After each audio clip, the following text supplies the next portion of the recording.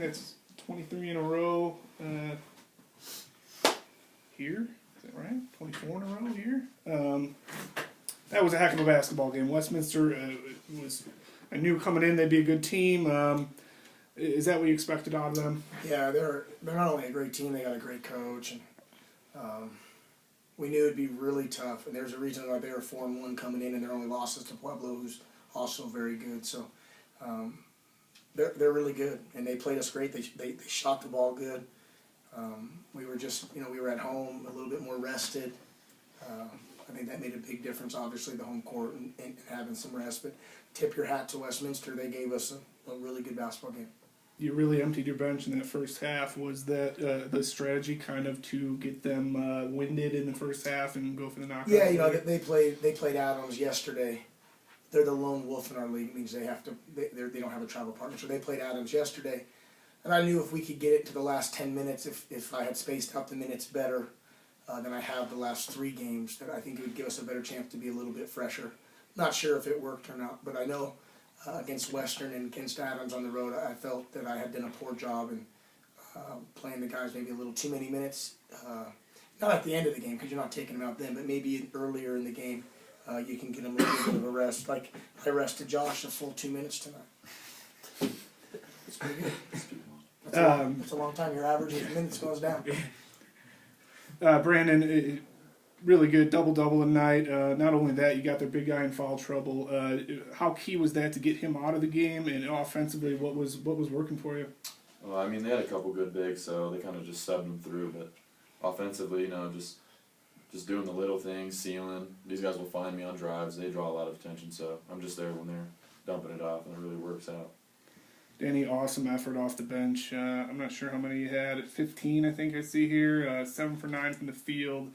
A lot of work down low. What do you do that allows you to play up there in there with the bigs? It's just a matter of toughness. I mean, the way you finish around the rim you work on that, or is that just something that comes natural? I mean, ever since I was smaller, I was always the smaller guy, so I always had to try to prove myself when I went in there with the trees, but I just take my opportunities when they're there, when there's no backside help, and just get to the rim when I can. Coach, what does he mean off the bench? Willie had a tough night tonight. To be able to plug him in, I mean, he can shoot from the outside. He can take it to the basket.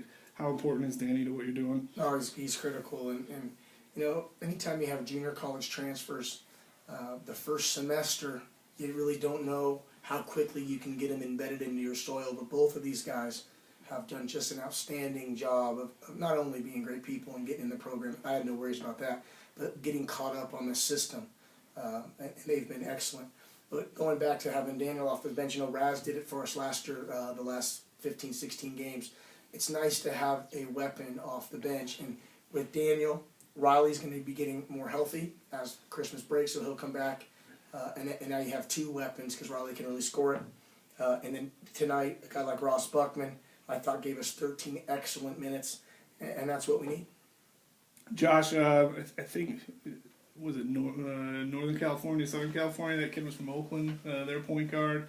It was fun to watch you guys go back and forth. He was a good player. 14-14 from the line, that's pretty good. How would you feel tonight? It's just my teammates give me in spots. I couldn't do it without them. Thanks to all my teammates. Appreciate y'all. What'd you think of that kid, their point guard? A little bit fast. Tried to make it tough on him. Just probably go off them screens, and he had 21, but got to play better D next time. It's my fault. Rasmus, what do you think? You've been around the program a while. Heck of a performance last time. How do you guys keep the conditioning is fantastic. How are you feeling? I know you were coming off an injury in the offseason. You feeling like you're getting back to 100%, if not already there? Lungs are getting back in shape for sure. I think everyone just got to do a good job over break of getting a little running in on ourselves, and we'll be just fine. But this break's going to be huge just for our team. We haven't been healthy once yet this year.